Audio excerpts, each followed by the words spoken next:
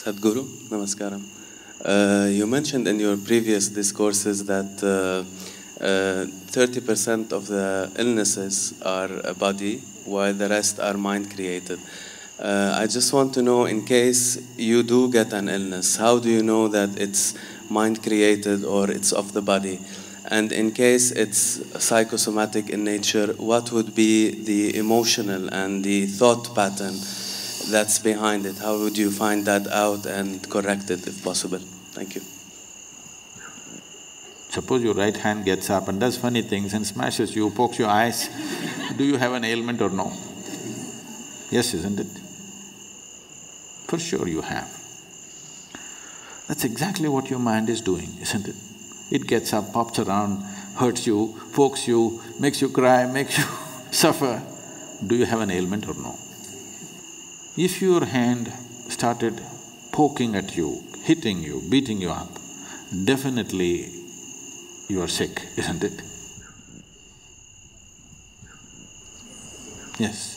So if your thoughts and emotions are poking you, strangling you, torturing you every day, aren't you sick, I'm asking? By your own definition I'm going. So, because this sickness is on, it will manifest in so many ways in the physical body. There is no question anymore. Every thought, every reverberation on the level of the mind, depending upon the type of reverberation you create, the whole chemistry is going through a change. It's all been measured.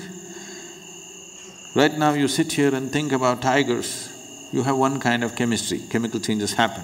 You think about flowers, another kind of chemical change happens.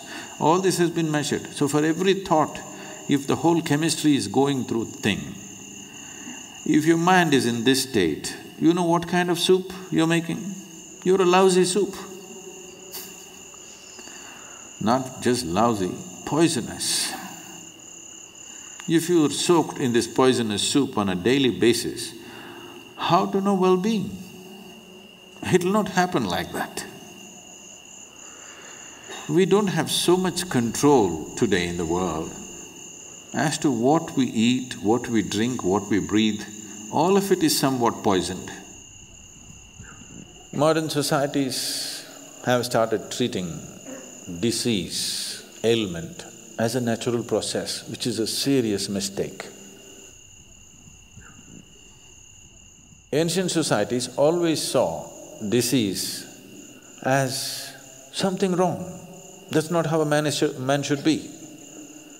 A human being should not be in any state of illness, because illness means something fundamentally wrong. But modern societies have started treating this as normal, because there's an industry which thrives on you, very major industry. The second largest industry on the planet is pharmaceuticals. So, if the second largest industry on the planet is pharmaceuticals, that's too much lousy soup, isn't it? Every day you have to add something to this to make it… No. If you're willing, we can make this into a very wonderful soup. The chemistry is in a fantastic state. To be blissful is natural.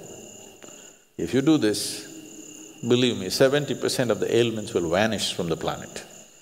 Another 30%, there are many external influences which are not always in control. You cannot control that, only to some extent. So, if you're constantly creating a nasty chemistry within you, how is life within you supposed to understand you're seeking well-being?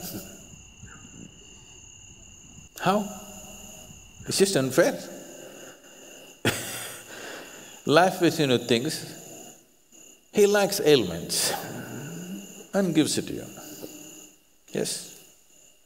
If you're poisoning your system from within, for which there is substantial proof, for every thought and emotion, the chemical composition of your body is changing, if you're creating poison from within you and you want to live well, how is it? Life doesn't work like that. Unless you do right things will not happen to you.